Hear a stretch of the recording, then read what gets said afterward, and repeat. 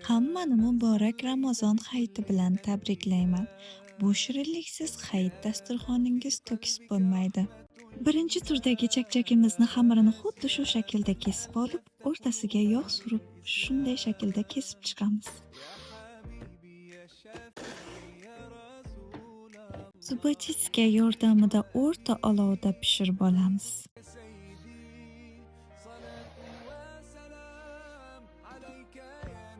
Ikkinchi turdagi chakchakimizni xuddi bo'g'irsoq shaklida kesib chiqamiz va o'rtasidan ham bitta chiziqcha kesib olamiz. Va videoda ko'rsatilgandek quloqchalar yasaymiz.